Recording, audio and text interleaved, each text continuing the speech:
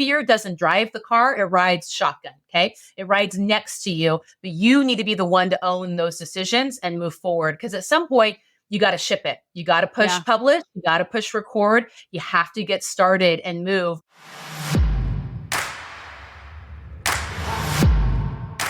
What's up, Millionaire University? It's me, Kirsten, back for another fantastic episode of the podcast today. I'm really, really stoked to share this one with you. This is a longtime friend and colleague, I guess you could say, in the online space, my great friend, Brittany Ratelle, and she is on today to share with us how she's made some pivots with her technical training, her law degree, and turned that into her own booming, profitable business.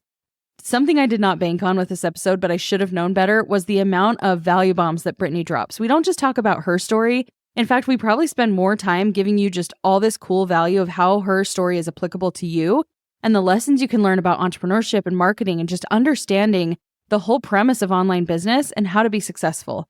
So in addition to her awesome, cool story of how she has become a lawyer and used that in the online space and how she's pivoted to be a lawyer for creatives and content creators and influencers online, how she's also pivoted to create her own products and how she's monetizing in a variety of ways, and how that's looking for her as an entrepreneur. I found myself nodding in approval to most of the things she said because I know that these principles at their core level are absolutely true. We have a tendency to complicate business, to complicate marketing, to complicate making money. But at the end of the day, you have so much already available to you to be successful. There's so much leverage that you have. Sometimes we have a tendency to look at everybody else and think, that's the shiny object. If only I could do a business like that. And we create this valley where we now have to learn more stuff in order to become successful. When in reality, if you just look at what you have, even if you're not a lawyer, if you don't have a law degree, if you don't have this big, expansive training, there's something that you know right now that is going to help other people. And Brittany explains this so well in the episode and how you can find that sweet spot where people will be willing to pay for the knowledge and the skills and the expertise that you have. So whether you want to build that online and have digital offers and coaching and things like that, or if you want to have an actual brick and mortar business, if you want to provide services to people, if you want to continue down any path that you're already on and find a way that you can expand that skill set, this is going to give you some tools and show you how you can do that. So I'm really, really happy to share this with you guys. Get ready to take some notes because, again, like I said, there are so many value bombs in just this one episode. We got way more than we bargained for. So without further ado, class is in session.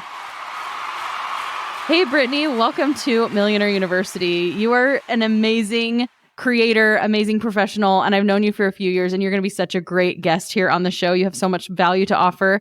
So thanks for taking time and just coming and having a chat with me so that we can teach all of the people listening how they can leverage certain skills and even just tap into the legal side to build their businesses and be uber successful. So yeah, thanks for being here. Hey, thanks for having me. It's good to see you again and always look forward to our chats. Me too. Okay, so before we dive in, I kind of mentioned the legal component. I'm sure we've had an intro before we started this conversation, but just set the stage a little bit about what you do right now, and then let's get into the backstory of how you got to where you are today. Yeah, definitely. So I am an attorney for small businesses is my specialty. And most of my work nowadays, my client work and also my digital products and info products are really supporting online business owners specifically. So a lot of my clients are creators, they're creatives, they have service-based businesses where they provide some sort of creative deliverable online to people. And they're e-commerce brands, or especially e-commerce brands that really is their main marketing channel and community building channel, use social media, use Instagram, use YouTube, use, podcasts or whatnot to grow their audiences, to help solve problems and really figure out how they want to be growing and adding additional revenue streams. So it's a really fun place in the internet to be. It's really dynamic. Things are changing all the time. So, which a lot of people see as like, doesn't that get exhausting? I see it as a win because I love learning and I like being able to engage in that wrestle on what's changing and what's coming up. And now we have AI that we need to think about and adding to our mix of how that's changing our industry and what it looks like to really develop a brand and then to use that to move forward in the different offerings you might have and how you're going to solve people's problems. Wow. So basically what you're saying is growth and development is good because it keeps you in a job. Like it keeps you making money and it makes you extremely relevant and honestly really, really valuable as an asset to anybody building a business, especially online, which is your focus. So yeah. And I mean, I think change is inevitable. And traditionally, a lot of attorneys are pretty backwards looking and pretty conservative. And like they see themselves as very structured and very traditional in the way they have to offer their businesses and do client work, build law firms. And you'll notice that in my marketing and branding, I kind of eschew any of that. I have a personality and I don't think that detracts or makes me unprofessional. And as I tell people all the time, making it boring doesn't make it better. And so for me, I really have tried to look at, well, what is the problem that people are having in their businesses? Where is there a gap in knowledge and making it accessible and relatable and just kind of real world and practical? Because entrepreneurs traditionally overlook a lot of legal things because it does seem overwhelming and boring and expensive. And so I really try to bridge that content gap of, okay, well, what's a way that we can make things adjacent to what we care about in normal everyday life so that we can make it easier to care about the things that do matter, that can help save our profits and our peace and help us sleep at night. Yeah, seriously. That sounds like I want to kind of dive into that process too, of really the marketing component of how you nailed down and really got clear on what you offer and what you provide. But before we get into all of that, which is more of the nitty gritty, the marketing stuff that I geek out over, let's talk about how you went from law school and even really, did you always have a desire to be in the legal field to now where you're not doing litigation law necessarily. This wasn't really a field, right? This wasn't something. No, this was not listed in my career service book.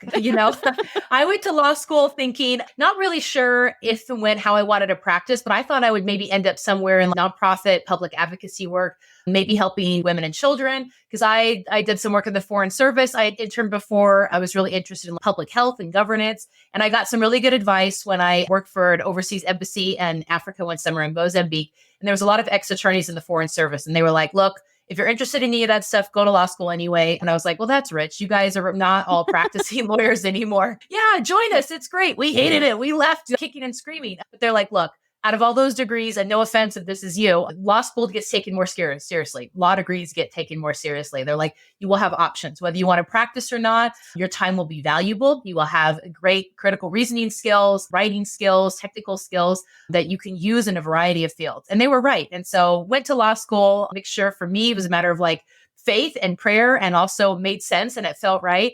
And then as I was finishing my degree, I felt like it was time to start our family. So I had my first babies. I was finishing law school and then studying for the bar. And really for me, my number one there was flexibility. And so I started envisioning and kind of curating a job experience that number one would allow me to be home and to have flexibility over my hours, which meant that I couldn't probably go work for someone else, and I couldn't do a traditional clerkship opportunity. So that's what I did. I set up my own shingle. I set up my own practice, started my own business because it allowed me to be more flexible. And I did family law and estate planning. And that's where I started because those are the areas that I knew and I could do on my own without setting up a lot of support staff. And always kind of kept an open mind because I thought, I don't know if this is what I want to do forever, but for now, this works.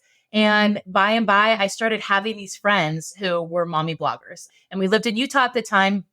And they were starting to be kind of the very first influencers and content creators who were starting to make real money and have and to set up LLCs, starting to get real contracts and opportunities to promote people at events, to do sponsorships, to maybe get involved with licensing. And they really felt overwhelmed and would try to go talk to their dad's attorney, their dad's golf buddy, who really did not know anything or understand anything about the world of online business. They weren't listening to Pat Flynn and Tim Ferriss like I was. And I knew about this world and could see the potential. And this, I really think all this money is going to move and shift. And I think social media, influencer marketing, and running an online business is going to be a viable thing for lots of different people. And so I started taking on more and more of that work until officially I was like, you know what? This is actually exactly what I do. And so I had a better answer when people came to me and had interest and needed help and support. And I sent that first scary email out around 8 years ago where I said, hey, everyone in my address book, I do this now. And if you know anyone who needs help with these types of issues, here's my blog, here's my website. I'm starting a podcast this month. Please let me know if you have any questions. And it was the scariest email I ever did because at some point you just have to declare it. And there will always be a voice in your head that said, who are you? And what are people going to think about you? And what are your peers going to think about you? What are the people, the naysayers, the high school haters on Facebook going to think about you? Maybe even loved ones in your friends and family who might misunderstand. And it comes from a place they believe of love, but it's going to come from a place of fear because it's just a Yeah. new version of you that they haven't seen before. But I was really grateful for people who trusted me and who were my very first clients. And then I started growing and especially realizing that content marketing was going to be a really important part of telling my story and seeing the problems that people were having and then finding solutions to those that involved either me serving them as a traditional lawyer or other ways, which now I have kind of two businesses. I have a law firm and now I also have an info product company that sells templates and guides and checklists and online courses to help people with their legal issues. Awesome. Okay. That is an amazing journey that you took. And I can't believe it's been 8 years. I've known you for probably, I don't know, 4 years or so. So it's crazy because you've been at this a while. And I feel like the whole world of influencing and online content creation is still so new. And it is, right? We're looking at maybe about a decade. So you've kind of been there from early on, like you said, when this became an actual business, an actual income stream for so many of the people that were early adopters of the platforms. But like you said, it wasn't out there as a job opportunity. And there might be people listening to this right now who, I mean, I think it's actually kind of a cool perspective that you had the mentorship and that people say a law degree is going to help you. Even if you don't practice law, it's a really great legitimate degree to get because it can open a lot of different doors. But I know there's so many people I've met, my friends' husbands, different people who've gotten the law degree, and then they hate law. They don't want to practice law. Right. And so it's kind of cool that you created this opportunity for yourself. And my question is, when you go to law school, is there a lot of entrepreneurship training? Do they give you the track for success, or is it pretty open-ended and you kind of have to take your pretty open-ended degree?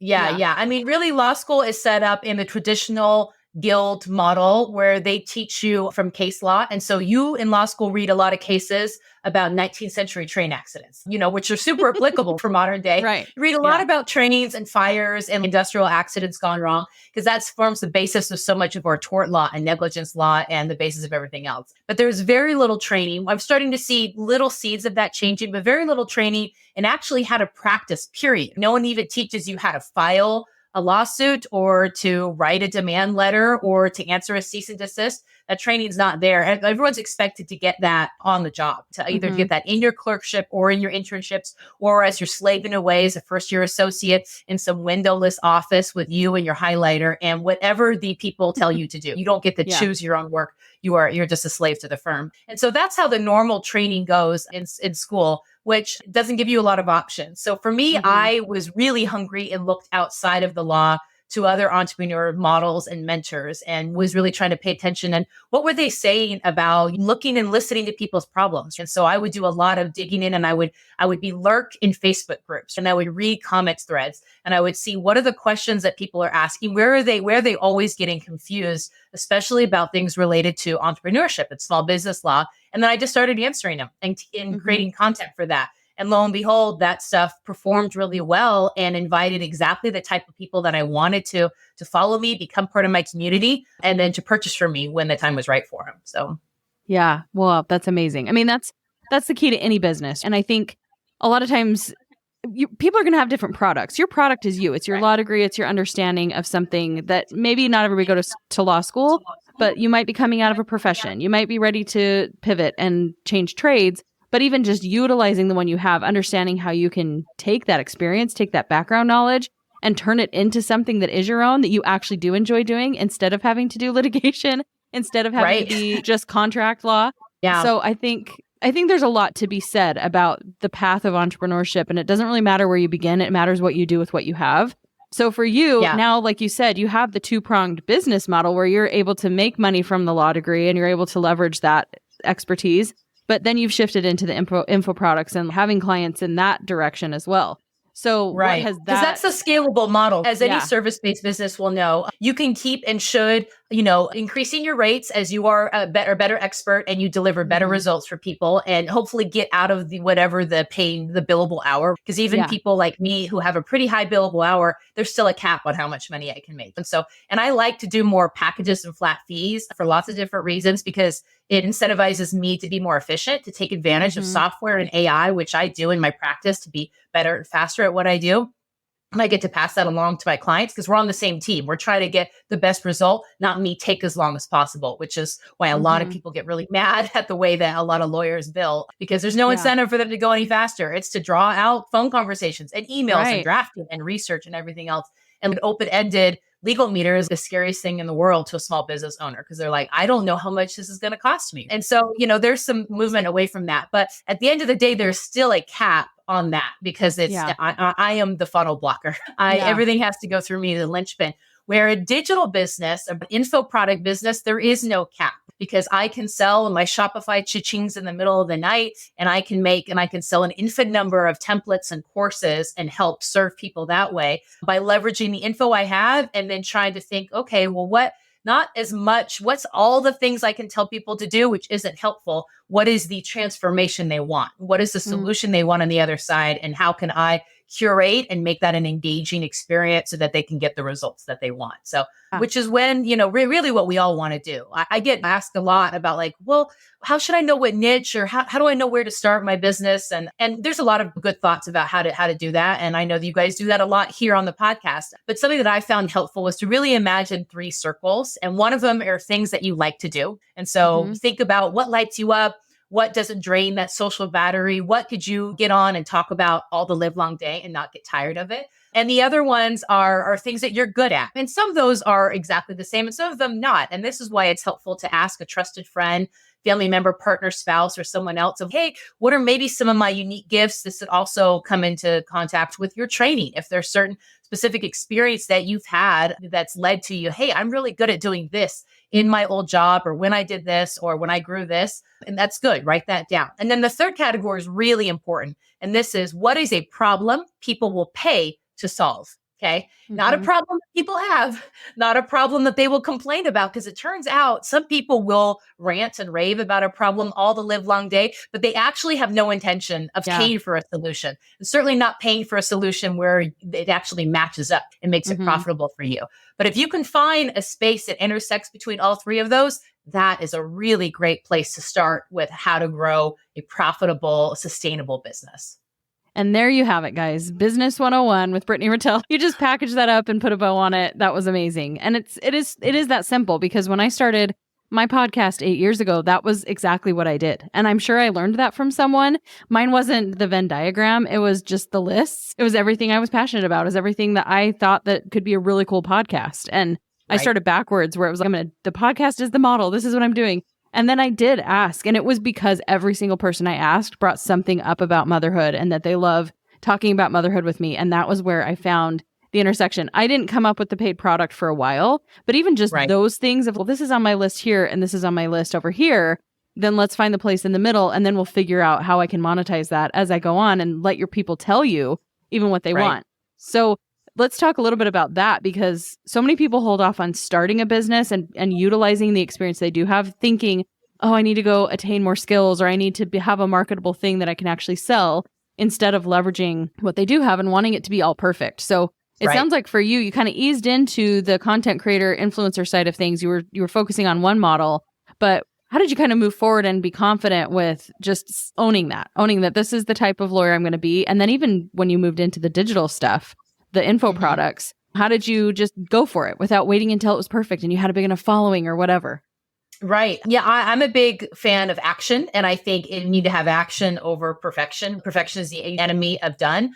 And so that's kind of where my lens is. And that may seem funny as someone who I get paid, and a lot of my expertise is noticing the details and being very meticulous about that. And there are areas where I do that when I'm reviewing a contract, but there are other areas where I really want to see, and I believe in getting started and getting momentum, and that you will get more clarity through action than through analysis paralysis and just keeping everything up here in your head. And I would confess that I've had some periods where I've definitely fell into that kind of procrastinator, because there are some faux productivity there that you can feel like, oh, well, I'm learning, I'm researching. So and you busy. can do a lot of learning and researching and reading books and listening to podcasts and talking to people, but you haven't actually moved forward and put yourself out there. And that's because that a lot of times is a scarier step. And that's when some imposter syndrome may creep up. That's when some other doubts, like you said, about your skills, about your technical requirements, and do you have? But if you can help somebody and you have some experience tied to that in terms of you've gotten results for yourself,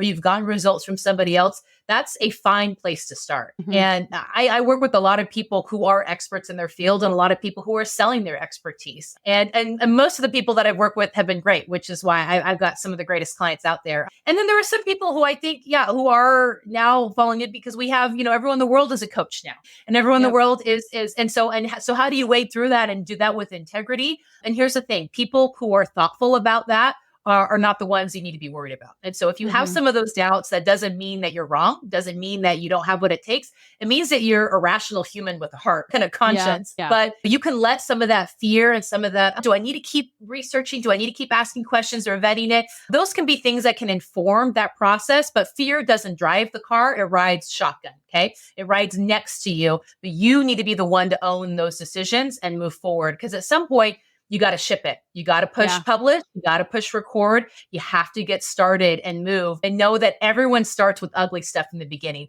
And that's okay, because if you don't get through the ugly period, you don't get better. You just don't. And there will always be some people who will be too overcome by that fear and they won't ever get started, but don't let that be you. So. Yeah. Oh my gosh. I love that. Fear belongs in the passenger seat.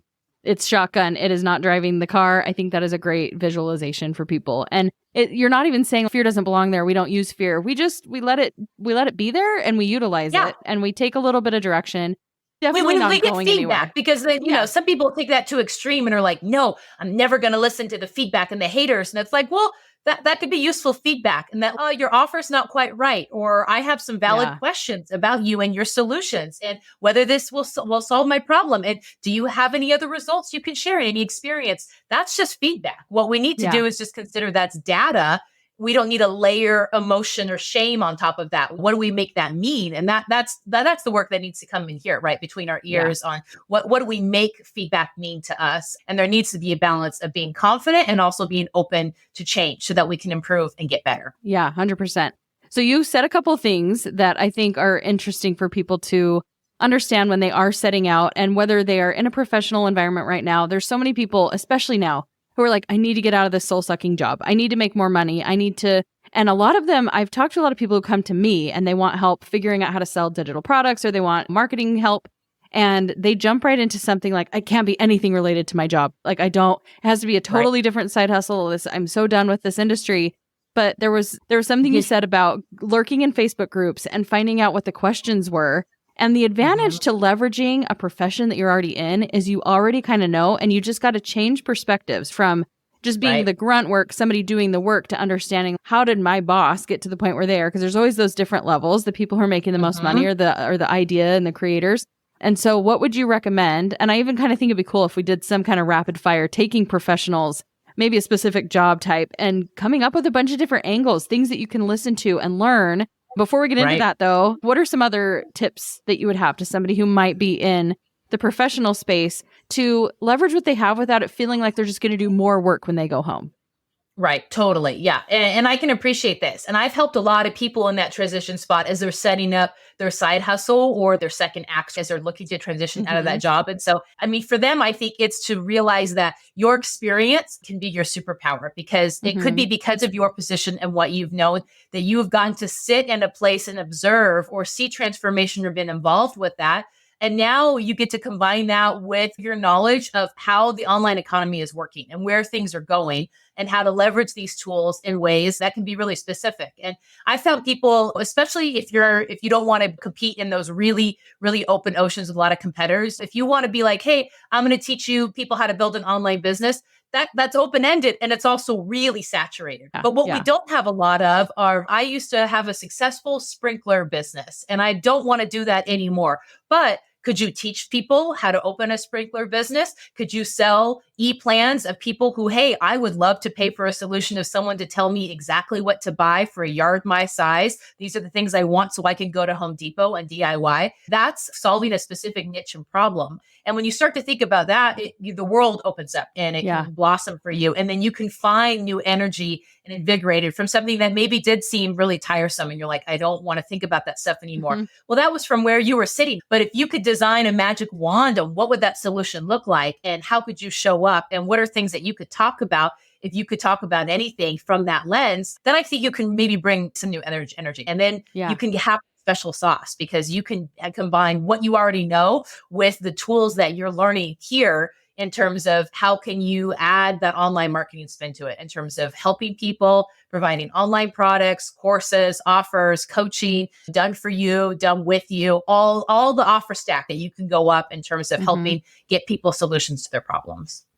Okay. And this, I'm just going to ask this question off the cuff. I wasn't planning on asking this, but like, I see a lot of people who are putting these types of things out, and we have a tendency because we're seeing what we need. So if I'm interested in learning how to market my business or create digital products or whatever, I'm going to see a lot of people talking about that. And it's easy to fall into a trap of feeling like you don't have a marketable skill, that you can't leverage something like a sprinkler business because it's not teaching people necessarily how to make money. Or what if I'm just really, really good at being a homemaker? I have a friend who makes millions of dollars teaching women how to be better homemakers. So I know that there are opportunities there. So I guess it kind of just goes back to just finding those beautiful zones. But like you mentioned, looking in the Facebook groups, how can people get outside of themselves and not help them see the forest through the trees? You know what I mean? Right.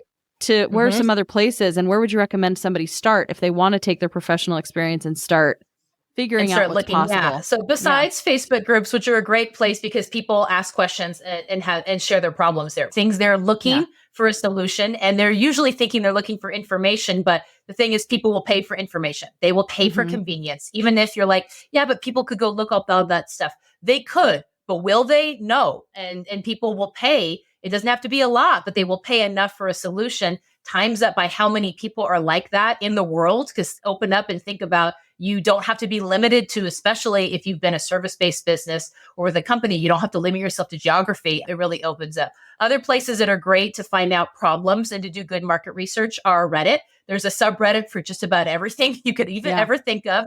And so it's good to find those little pockets of communities because those are people who are sharing problems. And also they have their curators and mods and editors who are putting things together and up-leveling conversations about stuff that's going on. Comment threads are another one too. So looking at, and this goes for both social media, TikTok, Instagram, and also YouTube, is to see what are people saying in the comments? What are they also wanting? Oh, this, but what about this? If you start seeing those kind of comments, that's a good indicator that that's something that people are concerned about and would like more help with. And that's where you can start to develop and think about, okay, well, if I was going to offer more information about here, a solution for this problem, what would that look at? And pay particular attention to language. Try not to fall into the expert trap of thinking about problems and solutions in the way you, or maybe even your company or your industry talks about it. Lawyers are notoriously bad about this. And so I don't talk a lot about, oh, you need to set up your limited liability company and to get your DBA and to get your EIN. Why? Because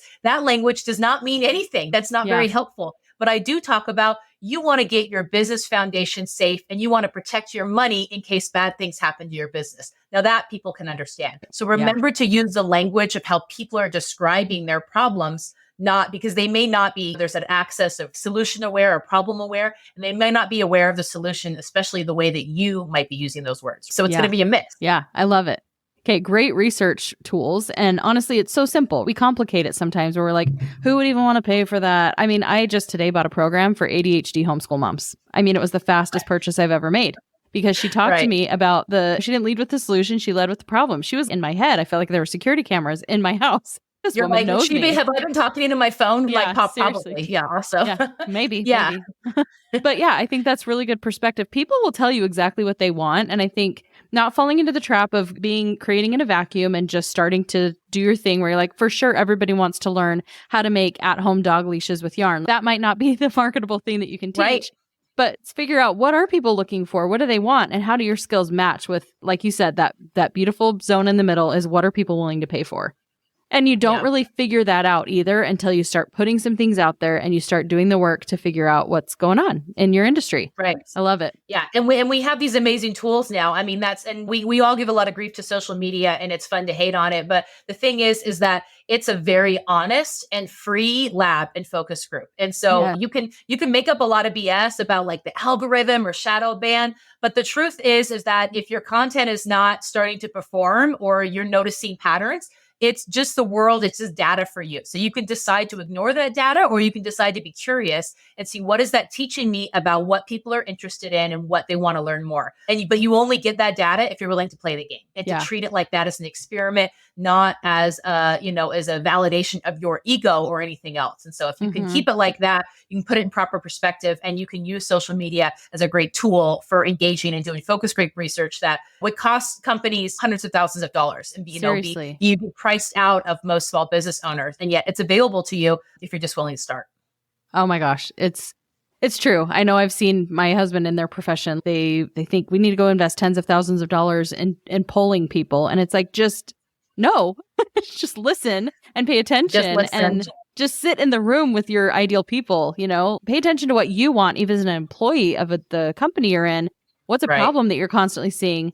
And that kind of shifts us into this. I love that there's a representation for every type of person on social media right now. And I was going to ask you, because I've recently kind of fallen into medical and professional TikTok, where now I'm seeing all these medical professionals just literally also being influencers and content creators. And so what has that shift been like for you to not just talk about the thing you do, but even show up as you've branded yourself and you have a really succinct message and all of those kinds of things? Do you feel like that is something more people are going to start shifting into, is leveraging and kind of double dipping and making money from both the thing they do and also just being also as a personal brand? Yeah, for sure. I think for sure, it's certainly a minority still among professions. And I would count lawyers and doctors and therapists to some degree also in that. And part of that is our professional training and a real hesitancy to be very careful about our professional guidelines and ethics and boundaries and make sure. So it's not going to be for everyone, but I see more and more pop up all the time who are willing to start talking about things and understand that it can help. It could be a great lead generation for their services, and also invite them to be part of further conversations and to make sure that in the age of AI, and I was just at a marketing conference in Vegas last week, Traffic and Conversion, where my mind was blown about what people and marketers are doing with AI, and good, bad, and the ugly about where it's coming in terms of people's jobs and the volume of content production that can be done once you harness the power of artificial intelligence and whatnot. But what's really hard, if you want to compete in that world, what's really hard to mimic is an authentic connection between human beings. So if you want to make yourself not easily replaceable by bots and AI and software and bigger ad budgets, you got to double down on how you engage and connect with an audience, human to human. And social media can help you, train you how to do that and figure that out and get better and better at that game. And I think that's a real opportunity for people who are professionals, coaches, thought leaders, other brands, personal brands, to really engage and stay really keyed in on that work to make sure they're continuing growing their skills and developing those authentic connections in a way that's hard for other people to duplicate, right? Yeah, perfect. Okay, one final question. I'm just curious, like, what your mission is for yourself as a business owner, because I love finding things out like this. Is the ultimate goal to have the sustainability and the scalability of your business, your primary income, be from the templates and being able to have more of the passive? Or do you think you'll always be doing a little bit of both? And also, even at this point, what is bringing in the most revenue? Is it more of the template side? These are great questions. So right now, and it's funny, I've had toggling like neck and neck. Last year, I did make more money from my law firm than on my digital products, but they were close. And I'm making more money each year in both of my businesses, so which is great. I'd love to in the future have it be that I can make more money from the digital side because that is more scalable. And for me, I do plan on hiring and having and adding other team members so that I can still offer more legal services. But I recognize that will probably still will grow into being more a strategic standpoint. I'll probably be offering services to bigger clients and people that have ongoing legal needs. And I'm more of a fractional outside counsel. And I've started to play that role for a couple of my clients. And I really like that because that allows me to be an in-depth strategic partner and advisor instead of doing one-off projects. Anyone who's a service-based business knows that's great, and you appreciate the work and it pays the bills, but it's not great to just do one thing and to say goodbye and never to see someone again. I much more prefer to be on someone's really feel like I'm on someone's team and to know here's where we're going. These are our projects for next year. Here's what we need to build. What is all the scaffolding that needs to go into these decisions, and what role is legal going to play in that? And I think I'll always have some one-on-one services just because I want to make sure that I'm staying relevant, and having a law firm allows me to play in the legal lab, the entrepreneurship lab.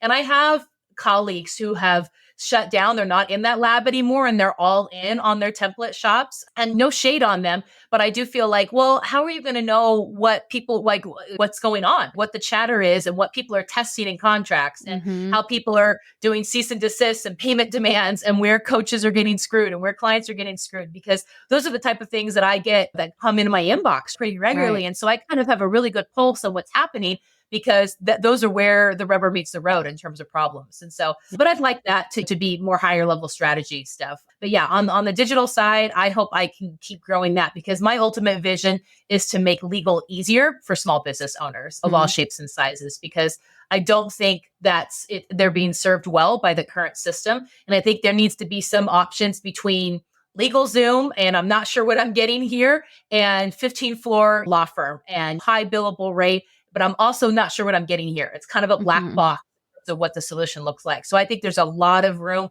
for playing in the middle, and especially that takes advantage of software, AI, how people want to just set up boundaries. And it's not because they want to screw people or they love contracts. I know contracts are boring. I'm self-aware to admit that. But I do know that people want to have boundaries in their business, so that there's just really clear expectations of the way that business owners can help and serve each other and their customers. And I want to be part of those solutions that are moving forward in the 21st century. So, wow, I love it. That's absolutely amazing.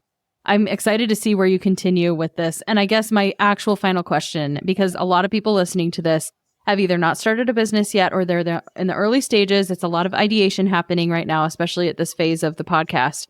But for those people, and because you talked about this very problem, it's so obscure. It's either down here, I don't know what I'm getting, or up here, I don't know what I'm getting.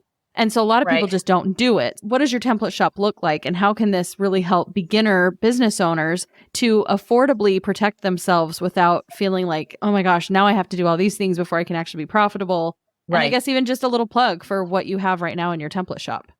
Yeah, for sure. So if you head over to creativecontracts.co, that's my template shop. I have a free quiz that you can take.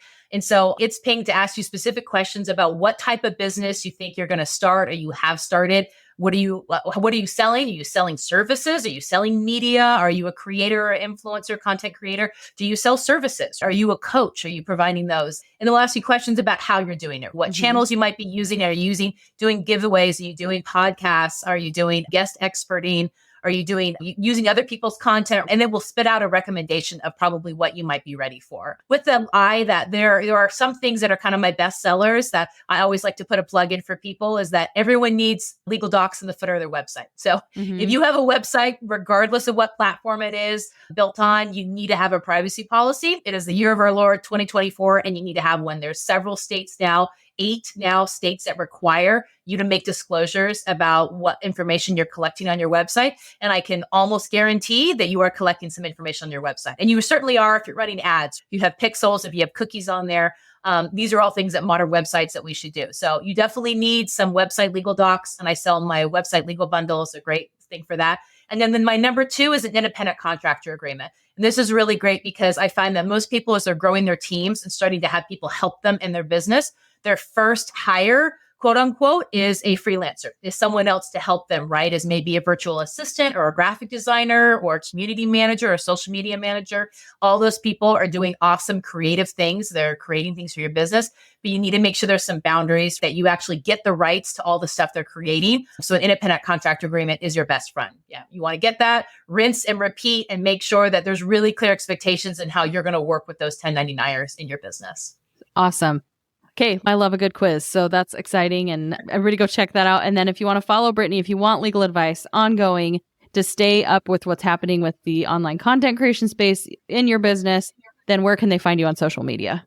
I'm Brittany Ratelle in all the places. And I have a podcast as well. It's on hiatus, but we will be starting again at the end of the month. And then I also have a YouTube channel, which was a new addition last year. And so if you like learning on the go, if you like listening while you're doing other things, multitasking, right, in your life, driving, laundry, rage cleaning, whatever your preference is, know that those are some options to you, especially to take deep dives and like, how do I host an in-person event? What are the legalities of copyright versus trademark? What should I be doing if I want to move into licensing? What does that look like?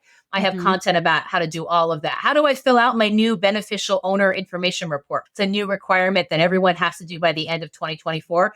I have an Instagram post walking you through exactly how to do that because I want to make it easy. Yeah. Love it. I love it. Your mission is so clear, so simple, and you've dropped more gold nuggets than I can even address on this interview. So thank you so much for coming and sharing your brain with us, sharing your passion with us. It's very intoxicating. It's awesome. And I love learning from you. You really, really know what you're doing. Thanks for leveraging or letting us leverage your amazing brain here on the podcast. You're awesome. Well, thanks. Thanks for having me. And go get them, guys. Okay. You got this. You're in the driver's seat. All right. Yes. Love it. Awesome. Okay. Thanks, Brittany. I honestly don't know if I could say that episode was more inspiring or educational because it was a perfect blend of both. Brittany really knows her stuff, and you can see that shine through in the way that she's able to explain and express her passion for what she does and for business in general. So hopefully you are walking away from this episode with tons of ideas, tons of inspiration, and just some strategies in your head about how you can start to leverage the skills and knowledge that you already have and turn that into a profitable business. Because at the end of the day, anything is possible for you. If you just find that sweet spot that Brittany talked about, where you find what you're good at, what people need, and then that middle point where they will pay for the solution. And I just want to reiterate, you don't have to be a lawyer to be successful. Brittany could have a totally different skill set. I've seen so many different professionals who have pivoted into this space of being able to leverage their skills in the online world and turn that into a totally different business model. And what we're seeing is that even those who are technically trained in an educational setting like college come out of that without a technical set of skills to turn it into their own business. Entrepreneurship cannot really be taught in the brick and mortar schools, but it's definitely learned in the school of life. So that's what we're, again, trying to achieve here on Millionaire University. You don't have to go to school to be successful, but if you already did and you have those skills and you want to leverage that to make even more money and become a successful entrepreneur, this is how we do it. All right. Thanks again for tuning into today's episode. We'll see you guys on the next one. Have a wonderful day.